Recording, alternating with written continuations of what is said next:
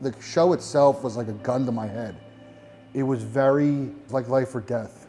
My life was constantly under stress and anxiety after I take beatdown after beatdown, but those sacrifices that I made through my whole career that I thought were worth it.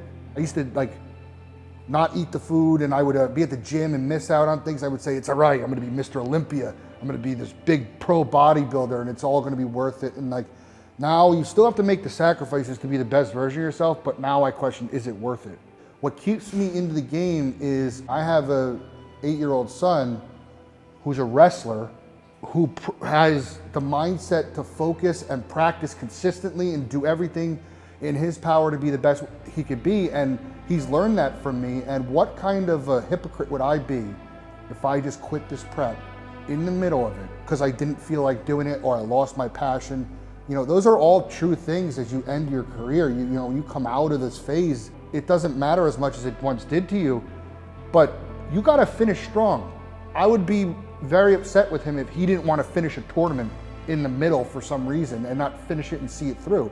These are concepts and morals and lessons that matter in the grand scheme of things rather than in winning and losing. And I have a kid who I am a role model to. This kid watches every move I make. So that's what keeps me in here finishing it. Do I think it's gonna go well for me at the end of this? Yeah, I think it's gonna go well. Is it tougher on a day-to-day thing? Yeah, because I'm not as selfish as I once was. And my wife can attest to this, is that I was one selfish motherfucker for the 13 years that she knew me when I was competing through the whole time, is that it was like I was in my own world. And that has changed, especially this year. Priorities have shifted, but you still got to finish strong. She wouldn't let me give it up. You know, she knows that I'm going to finish strong, and my son knows that. You know, in the beginning of my career, and many know this, is that I used to take a beating on the internet publicly, forums, YouTube comment sections.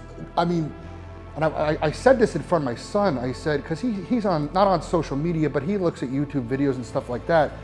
And I said, these guys used to tell me that I sucked.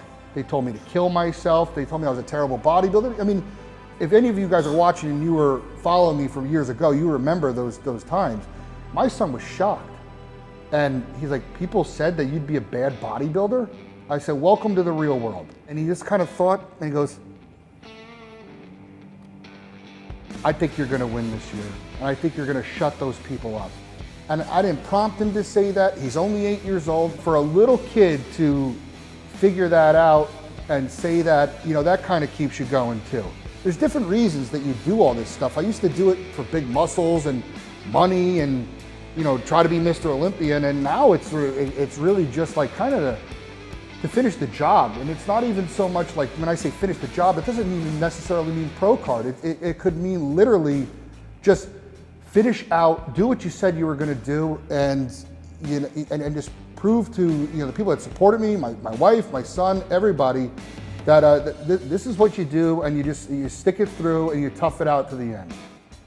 My son knows that I'm going to be retiring after this season. Now, there are 3 opportunities that are close by. So, first show, the Lehigh, that's a qualifier.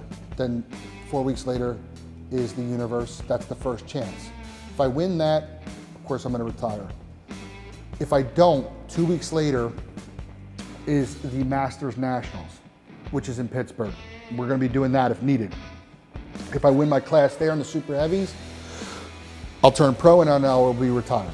If I don't do it, there's one more opportunity back in Pittsburgh, I think 2 or 3 weeks later after that, in the Masters division, where I would have to win my class, and then I could get my pro card. If I don't win it after 3 attempts, I think it's safe to say the writing's on the wall.